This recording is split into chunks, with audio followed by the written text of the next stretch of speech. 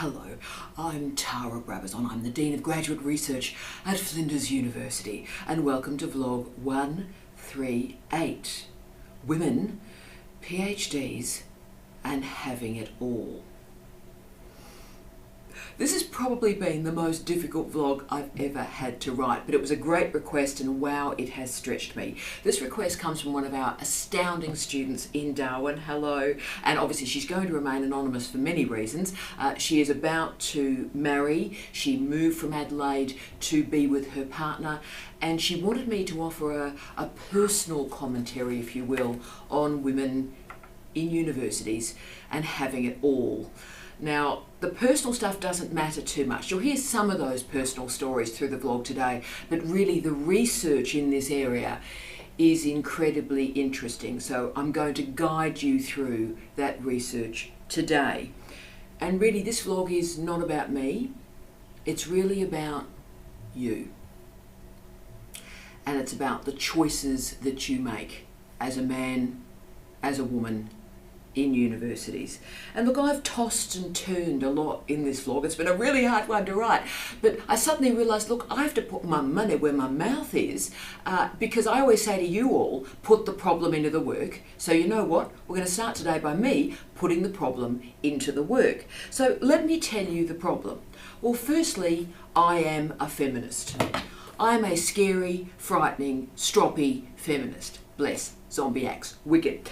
And my feminism was schooled through the third and the fourth waves of feminism. So I want my feminism to be as funny as Catherine Tate, as disco as Donna Summer, and as interesting and weird as Beyonce, and as gorgeous and complicated as Lady Gaga. That's what I want for us. My feminism really stands for one thing, and one thing alone. And that's really the foundation of everything else. And that is the validation of all women.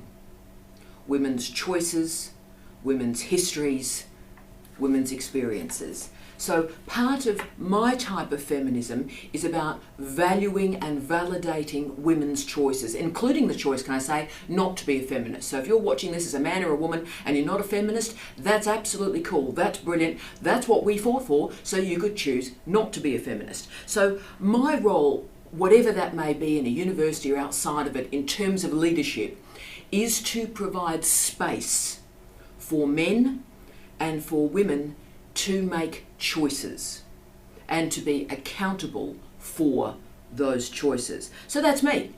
Really, really easy, really straightforward, so that's great. So what actually is the problem? Let me tell you. And this problem is particularly acute in higher education. It also resonates with a comment that was made to me about 2 weeks in when I started at Flinders University. And this comment came, of course, as it always does, from a female professor who stated in an email to me, I just started this job, that as part of this job I needed to affirm the work and life balance for our students. The work and life balance. Now, I absolutely despise that term, work and life balance. It's part of really reified self-help, and most importantly, I think it really doesn't understand. It's part of neoliberalism. It's the assumption that an individual, no matter what is happening around them structurally, they can just sort of claim a bit of a work and a life balance. It demonstrates no contextual awareness of the workplace, of labour surplus, of 0-hour contracts, of underemployment. And look, it's okay to talk about work and life balance, but I'm much more interested in these difficult times talking about the right to work and the pay for that work and the sense of creating a culturally safe working environment. Work can be incredibly exploitative, blocking alternatives, blocking different ways of living. But of course, without work, you can't pay your bills. And all the comments about balance and so forth are fine, but they mean nothing if you can't pay your bills. So we've really only been talking about this work and life balance stuff very, very recently. And indeed through the latter half of the 19th century, when the most exploitative elements of the Industrial Revolution started to actually end and taper away. The goal at that point was work and leisure, not work and life balance, work and leisure. And this was part of the 8-hour day movement to say, right, well, you're going to work an 8-hour day, have 8 hours of leisure and 8 hours of sleep. Brilliant. Now, of course, this was a bit of a male model, as you can work out. You can guess who cooked and cleaned during those 8 hours of leisure, bless. But as you can see, this has a self-improvement element to it. We use the word leisure, but at this period the word recreation was also used because we are recreating ourselves through leisure for work. So now instead of talking about work and leisure, we now talk about work and life balance. And we're not talking about new ways of thinking about the working day, it's about the individual creating a balance in their life. Now that's the first problem, and that's a big enough problem. Then team, there is the actual reality of university work. And indeed, the whole point of university work is to enable excellence. It is an excellence model. And as I always say to you all, sadly perhaps, you are competing with the world. And that's the point. If you want to be an academic, it requires a certain level of commitment. You do have to work harder than anybody else. And sorry to be stroppy on this, but if you decide to not work a long day, to not actually put the hours in the lab or in the library, then you can bet your life that somebody at UCLA or the University of Singapore will be working that long day. Now, I wish I could say to you that you could work 8 hours a day and be successful. But the problem is you're competing with people working 14 hours a day, 15 hours a day, 18 hours a day. And work is often not enough. You can work hard, and even that doesn't guarantee success in a university. You've got to apply for a job where there's an open field, not a favoured candidate. That's a shrinking pool of jobs in and of itself, and you have to fit into a very specific skill set that that university requires at this particular time, somewhere in the world. So these are really, really tough times. And I can talk about work and life balance, but this is an excellence model. And you have to work harder than just about anybody else to even be competitive. So you can see my problem. I didn't want to lie to you.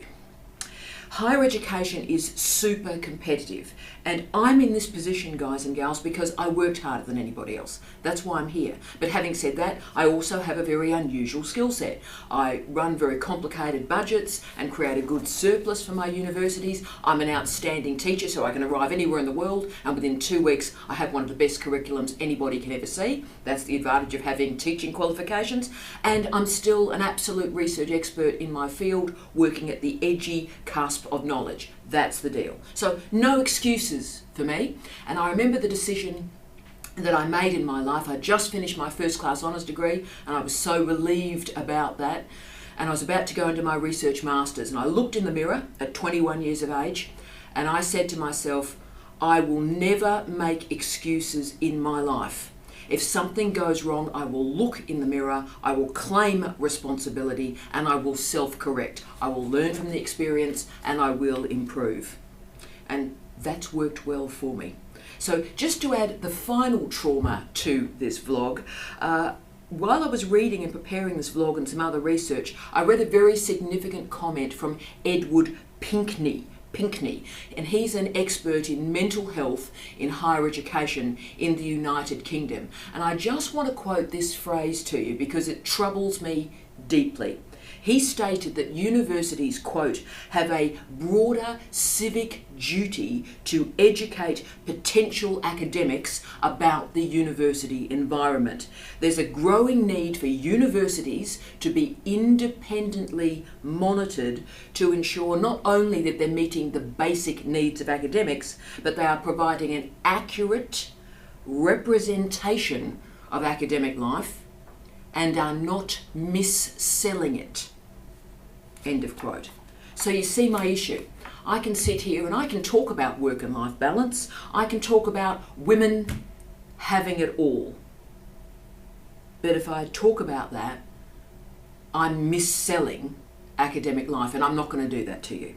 Therefore, let's get into this. Let's present the hard truths of what's going on in the academic environment as a workplace, and then the specific challenges for women and, inverted commas, wow, having it all. So academic life is founded on mobility. We're one of the few jobs in the world where we can work anywhere in the world, and in fact, mostly we do. The Doctor of Philosophy is a gateway, but it's also a ticket somewhere else. Now, I won't go so far as stating that you have to move if you're an academic, but we live in a time of labour surplus. That means there are plenty of people for the available jobs. So you tell me how that's going to work out. Now, only 40% of our graduating PhD students remain in a university. 60% go off into other fields, and that's brilliant. But the 40% that stay, getting work is tough, and staying in work is even tougher. And of course, it's even tougher for female academics. Let's just do the stats and that can speak. So Stratton et al. Showed that only 20% of professors in Australia are women. 20% of professors are women. Interestingly, 30% of DVCs, Deputy Vice Chancellors, are women. Now, men are evenly spread in Australia between A, that's the associate lecturer, right the way through to E, professor. So men are moving quite nicely throughout the system, nice and even. But of course, that's simply not the case for women. We tend to stop at senior lecturer, that is C. And at Flinders right now, today, 27% of professors are women.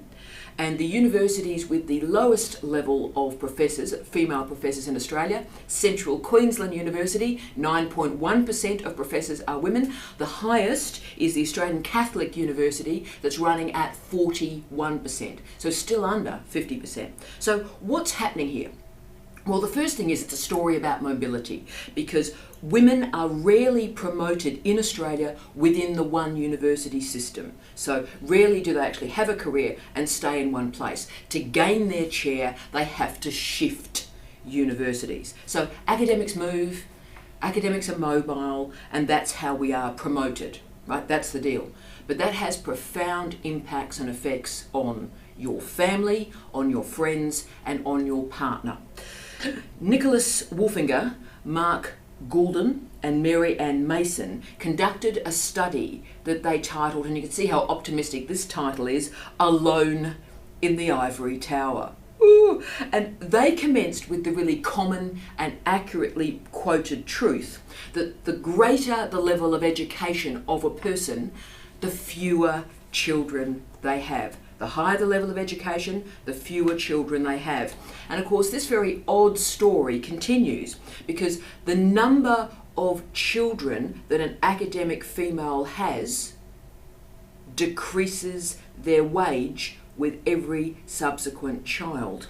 And female academics with children are less likely to get tenurable or permanent positions than childless women, men with children, men without children. Wow. So this really does raise the question. Let's just start here about how oddly this public and this personal relationship occurs within universities. Because the career pathway in universities is based on a married man with a woman in the home really conducting the business of life, the personal sphere. Now, of course, that doesn't really exist anymore, but that's still the model that we use. So therefore, women living and working in and through that system have to configure and find a very distinctive path. So in this study, they worked through the argument as to why female academics do not have children. And one was simply working long hours. They showed the longer your working week, the less likely you are to have children. And there were also, though, startling differences between male academics and female academics. So for male academics, the higher the personal income, the more likely they were to have children. But for women, you've guessed it, the higher the personal income, the less likely they are to have children.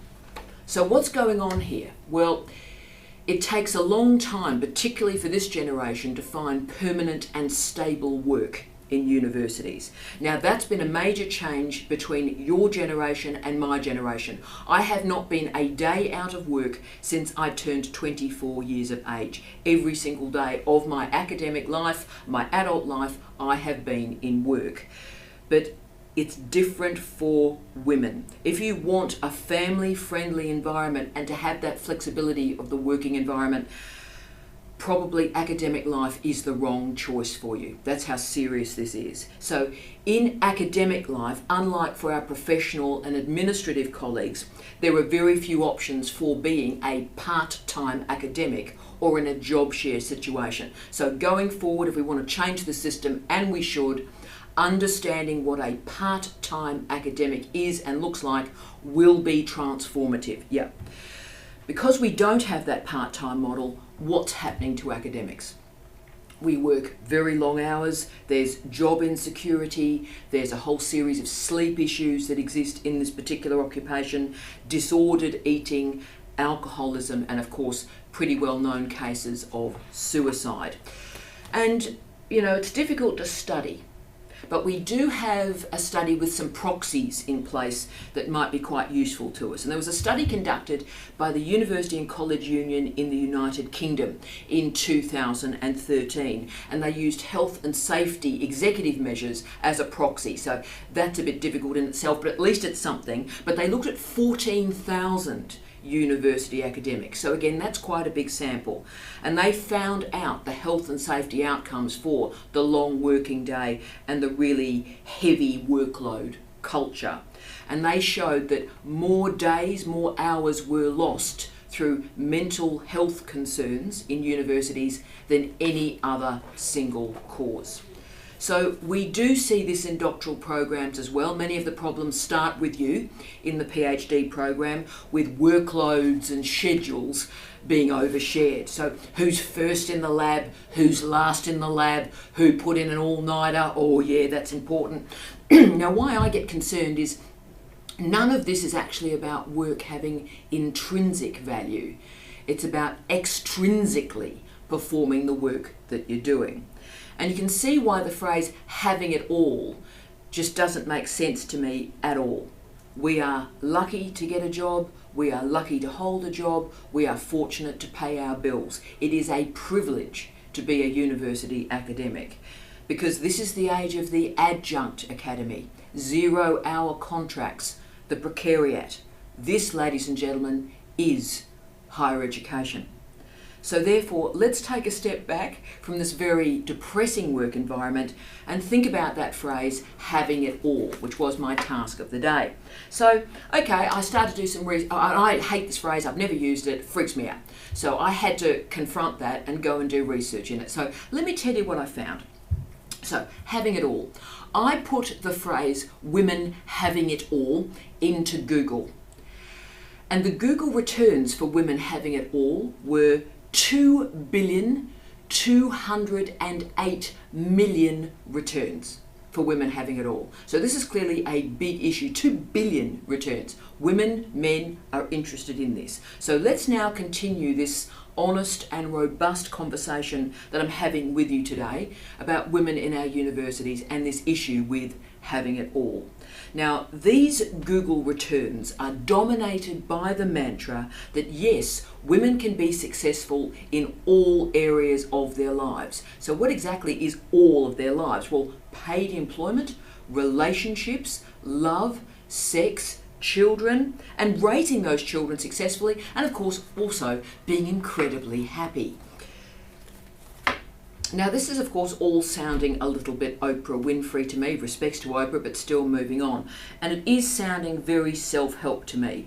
But the point is clear through this. Supposedly, women can be successful in all areas of their life. There's no sacrifice to a family for professional success, and there's no sacrifice in the workplace to raise a successful family. Isn't this going well? Can I say this is so far away from my lived experience, it's just leaving me breathless. But let's not think about me, let's actually look at the research. Because I'm really a person of choices. We make choices in our life and we manage the consequences of those choices with accountability. So the idea that we can actually not make a choice, let's just have everything. Let's just have everything and not make a choice and just everything's going to go incredibly well. Wow, that's a long way from my personal experience, can I say. But let's see what the literature says. Now, the key pivotal moment in the transformation of this literature occurred in an article in The Atlantic in July 2012. And this was the key moment, the intervention in the women having it all debate. It was written by Anne-Marie Slaughter. And she was the first female director of public policy for the US State Department. And she wrote that famous article, quote, "Why Women Still Can't Have It All." So she explained that she needed to write this article because of the pressure she was feeling to be a role model for other women, because she'd had the big job, but her son was suffering and she was doing this absolutely diabolical commute where she would only go to a home on the weekends. Wow. And so therefore she left that big job, and that was her decision, that was cool. But what she was so horrified about was that other women then started to attack her and saying, well, I managed to do it all, I didn't have to compromise, what's wrong with you? Wow. So as a favour to your old dean, can we just stop judging other women? Can we just stop doing that? Please. So Slaughter argued that there's just some jobs where having it all is not possible, and she made a really important corrective there. She said, if you've got control over your schedule, over your time, then family responsibilities can fit into that schedule. That's great. But if your schedule, your working life is at the behest and control of somebody else, then you're going to be struggling. I think that's incredibly wise. So the second wave feminists were very staunch with us all, and they were great. They changed the world, for which we all should be incredibly grateful. But they were hard on us. And it's that 1970s period where the cliche of having it all, having the career, having the family and everything being great, women can do it. That's the period it emerged. And look, it may have been possible because the 70s in some ways were a kinder time. But the key intervention now is what's happened to work. Work has transformed in the last 20 years radically. So how has it transformed? Digitisation, the 24/7 working life, always on call, hyper-competitiveness for work, labour surplus, and also international labour markets. People like me are happy to work anywhere in the world tomorrow. And so there is an international labour market, very competitive. And also my generation, Generation X, have seen the switchblade of the workplace. We've lived through recessions, we've lived through more toxic environments than we can even speak about on a daily basis. So we've seen the really nasty component of the workplace. We're not romanticising this at all. We've known great people who have been thrown out of work, given dreadful contracts, and experienced truly dreadful working environments. Most of us have had mates who have topped themselves because of a bad or a toxic working environment. So this is how serious it is. We don't validate or valorise the nobility of work. We've seen the horror. We know what's going on. But of course, bills have to be paid. And there are some great jobs out there. I'm in one. There are fantastic jobs out there. But every single one of us in Generation X know that we're one day away from that great job becoming a dreadful job because somebody resigns, the wonderful person who's looking after you resigns, or somebody absolutely appalling comes in, and then that great job becomes toxic. And Generation X, of course, have also seen the very messy nature of personal relationships. We're not validating the happy family ideology either, because we know that 9 out of 10 women through our lifetime will be the primary breadwinner of their household. So that means a great relationship will end through death, divorce, or disability, and 9 out of 10 women will have to be the breadwinner. So there is not going to be a happy ending. How depressing is this? So Slaughter made a key point, I think, and it really is worth repeating, that, quote, "It is time for women in leadership positions to recognise that many of us are reinforcing a falsehood, that having it all is a function of personal determination," end of quote. How brilliant is that? So, this notion that, if I just work hard enough, then I'll make it. Personal determination. That's absolute nonsense. We need to be discussing systems and structures and policies and the nature of the workplace. Having it all is supposedly linked with one woman being so determined that she can just work 24/7 and make sure everybody's happy and the working environment is going well. Now, this is a Marvel comic. This is Wonder Woman. This is Supergirl. This has nothing to do with life. So think about the challenges in our current age: the feminisation of poverty, single mothers, the underemployment of men in manufacturing jobs, particularly in regional areas, which impacts on the family economy, the expense of childcare, and the mismatch between the school day and the working day. So this has an impact on every single structure in our society. And Sheryl Sandberg confirmed that of the 190 international heads of state, only 9 are women. Of all the people in parliaments around the world, only 13% are women. And in the corporate sector, only 16% of board seats are held by women. So that's not an issue of individual determination, that's a structure. And what about universities? Well, in Australia, men make up 77% of vice-chancellors in the Australian higher education system. So what are the characteristics of these women that supposedly have it all? And the answer is, there is a characteristic: they don't have it all. They don't have children. So these women that are successful in the public sphere do not have it all. And there's a study in the US, which my mouth was open, but there's a study in the US which I would argue is not generalisable for many reasons, but they reported that 42% of successful women in corporate America are childless. 42%. And the baseline through most generations, including mine, is about 18 to 20% of women in each generation do not have children. And of course, this is quite interesting to me because, as some of you know, of course, I don't have children. And that was a personal choice that I made in my early teens. I never wanted them for many reasons. Firstly, I actually never had the imperative or the desire or the want to have them. So there was nothing in me that said, oh, look, I'm going to have children. It just didn't exist. And of course, the socialisation wasn't present because neither my mother or my father thought children were terribly good. And from a very young age, my wonderful mother Doris, hi Doris, who was 88 years of age, used to state with some stridency, quote, "Having children is a dead loss."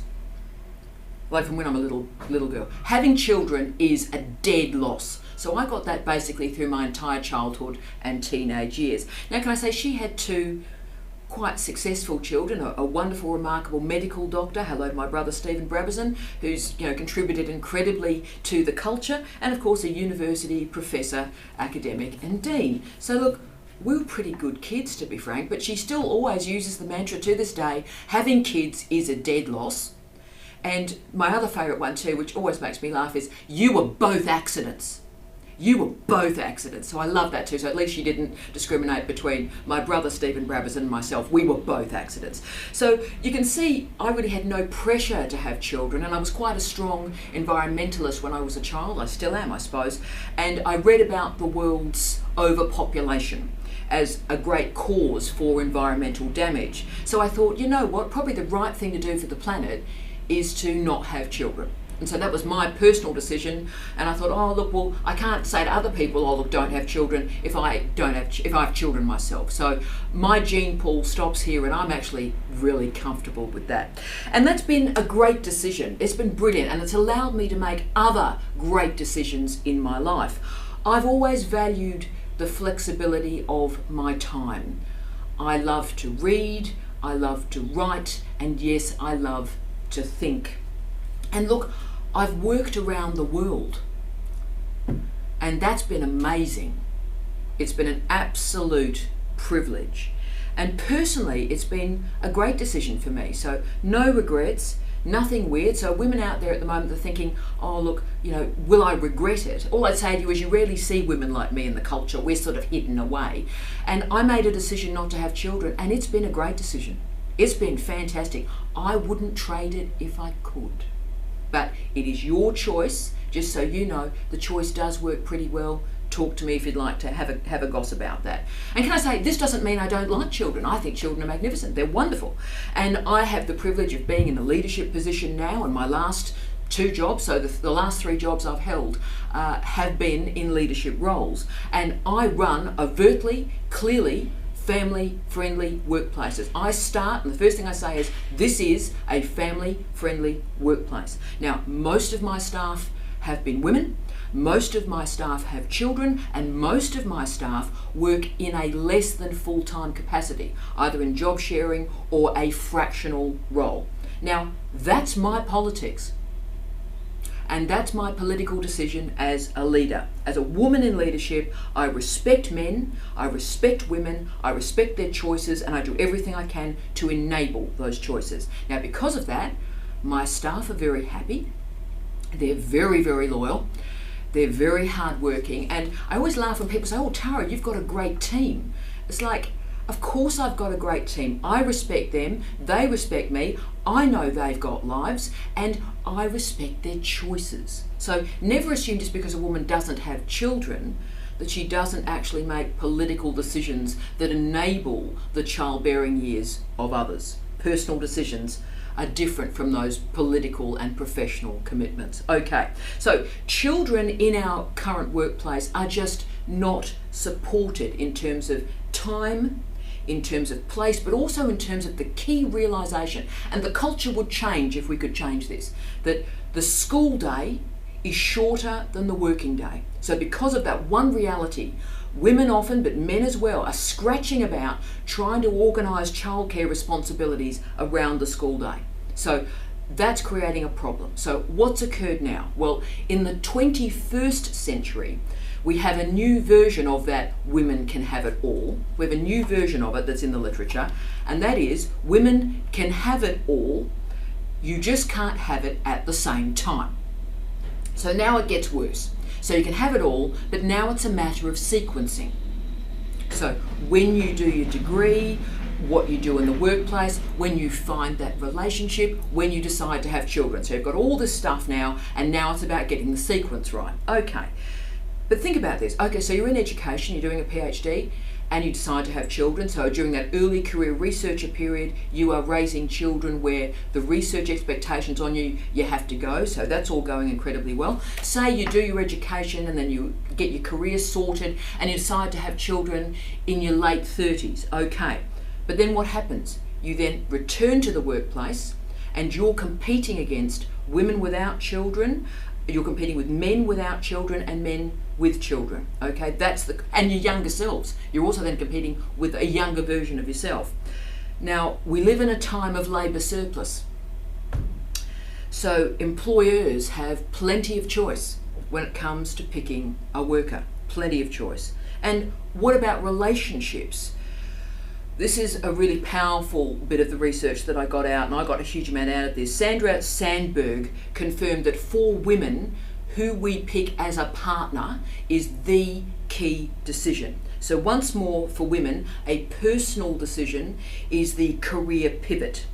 And she argues that if you're going to make a decision to have a long-term relationship with someone, you have to be really, really selective of that person.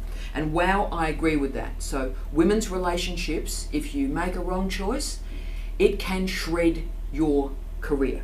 No relationship is better than a poor one, and a poor relationship impacts your career. So if women want children and a career, then the number one thing you have to do is pick a partner who is prepared to do some of the heavy lifting in the private sphere. So one person cannot do it all. Two people can pretty well stitch together tasks, time and responsibilities. So remember, there's another challenge there. Men are praised for their success in the public sphere, not in the private, and that's a challenge. So what are we going to do? So that's the reality of the data set. How are we going to improve this? The first thing we have to do is stop the ridiculous working culture that exists at the moment. So we see it in labs, libraries, coffee shops and offices, where you've got to be the first in, you've got to be the last to go, you've got to do the all-nighter, right? There's never been a time in working history where being in an office and doing work is less relevant. Email, Zoom, Skype means you can work from anywhere. You can move the work around. Why do we need to travel so much? Video conferencing is fine. Save time, save the planet. And of course, if you're interested in a family-friendly workplace, then you can move the work around so that women and men can do the school pickup and then move the work around the child caring responsibilities. Now, I have a clear truth as a leader. Hire brilliant people, give them permission to take risks, and give them the space to think differently.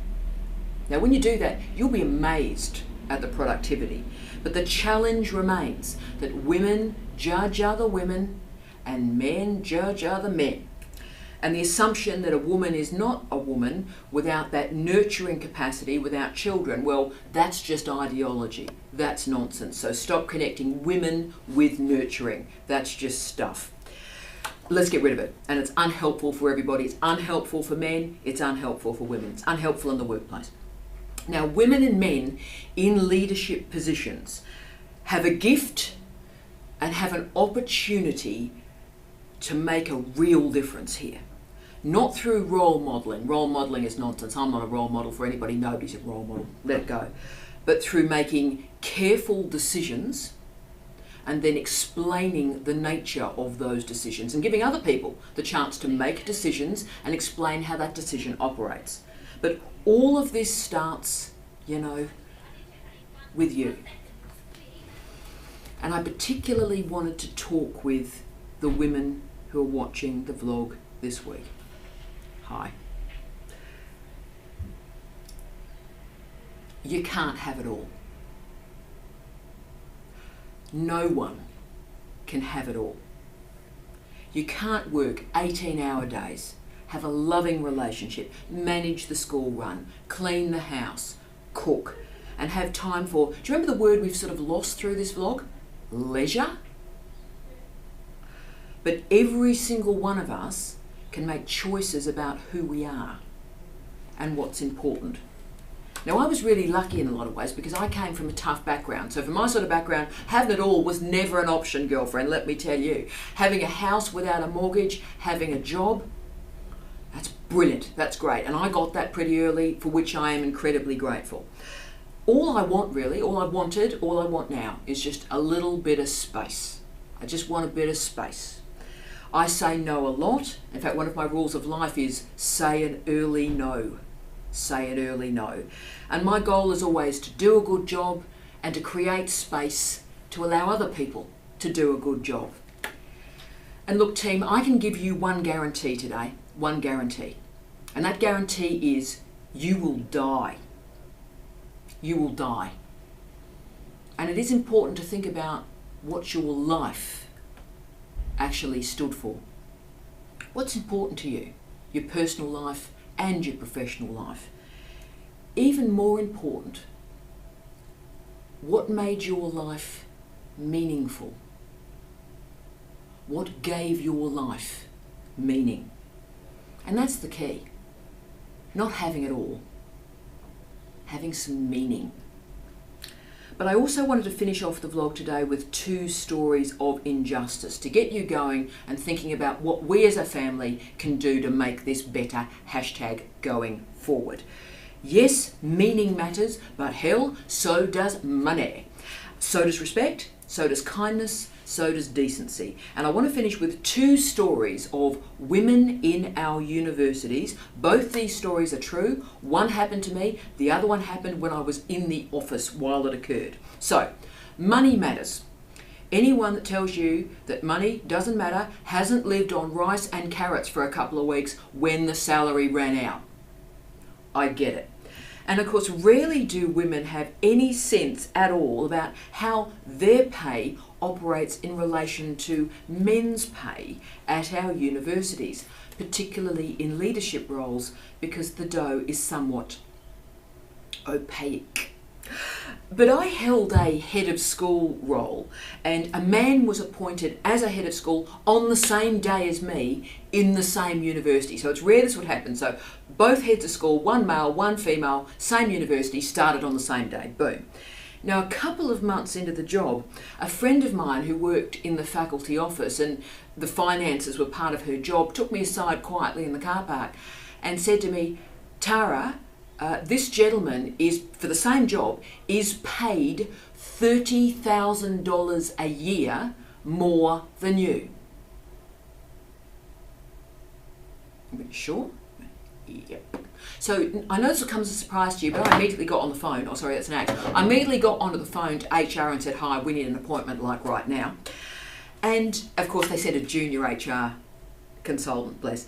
And I just asked for an explanation of what's going on. So could you explain to me why this gentleman in the same job, starting on the same day at the same university, is paid $30,000 more than I am? Could you just explain that to me? And of course she became quite fixated on how I knew about that. And I said, look, how I know is irrelevant, it's true. Explain to me why this pay differential is in place, please. And I kept going. I'm pretty persistent. I kept going, and exasperated, she came out with the immortal line that actually I've used as a title in a refereed article. And she said to me, quote, maybe he's just better than you. End of quote. So of course I was prepared for that. I had his CV printed out and my CV printed out, and I pushed them both towards this lass. And I said, let's all go through every line of that CV, and if you find a single criteria by which he is equal to me or better than me, I'll accept the $30,000 differential. And I explained I had 3 times the qualifications, 10 times the research, I'd won 6 teaching awards, he'd won none, and I'd been a finalist for Australian of the Year. Bring it.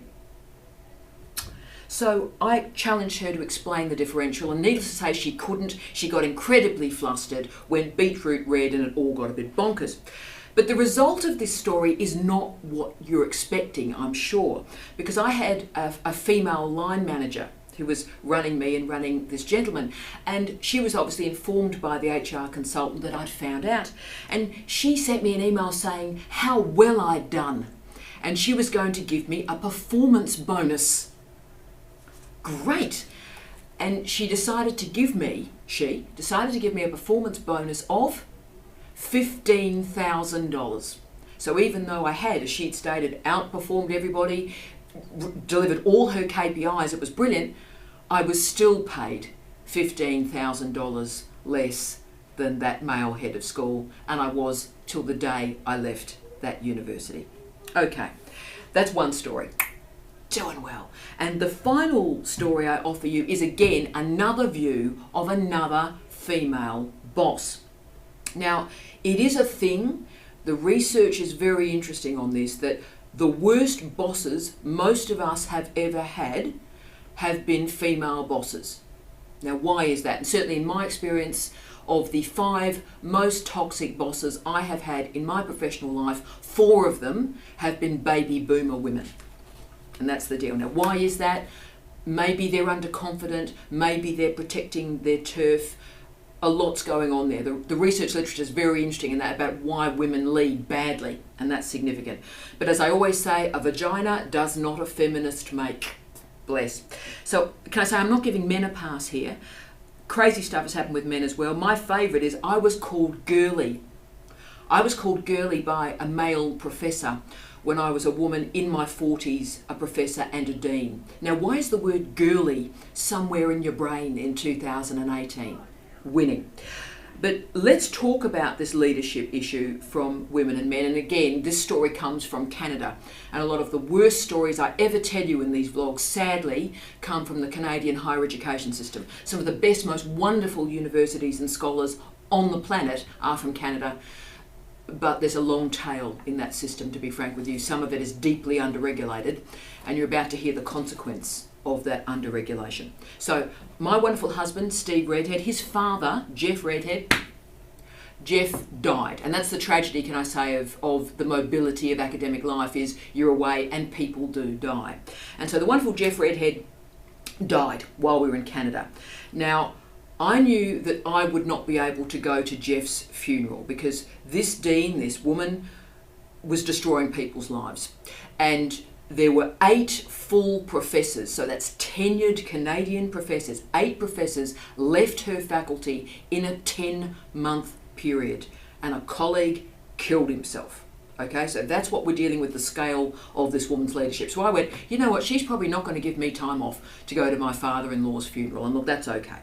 But she called us into her office at 8 a.m. one morning, and we do start early, so that was fine. And there was a female HR representative who was sitting with this dean. And so there we were, it was 8 o'clock in the morning, and they were sitting down, we were standing up. They wanted us to stand up. And she didn't offer any condolences to Steve at all. His father had died the previous day. And she used the now immortal line, and this actually happened, quote, "Steve, I heard your father died. We've all got personal problems. Leave is not granted." End of quote. And then we were shuffled out of the office. So Steve was not permitted to take 2 days leave to go to his father's funeral. Now, he was pretty calm about that. He was a calm guy, calm about it. And look, he'd made peace with his dad, but as someone who slept with him the 2 weeks after the death, can I say it was a very, very difficult time. It probably always is, but maybe there would have been some closure if he'd gone to the funeral. We'll never know that.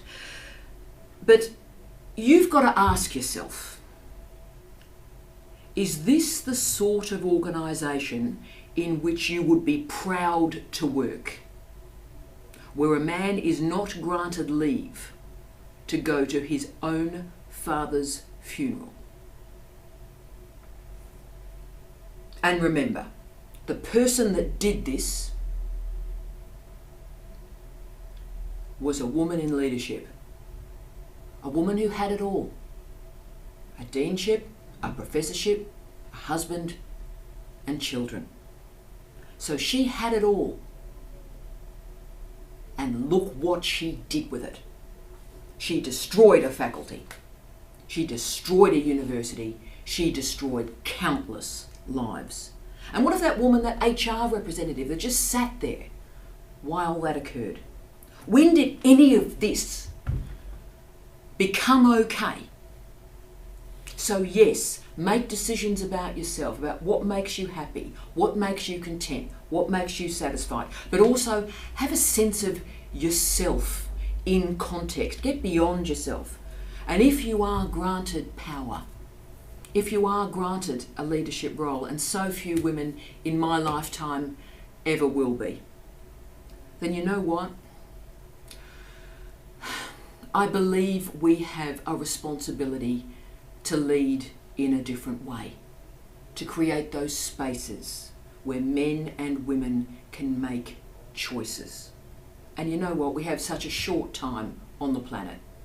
Let's make it relevant. Let's make it resonant.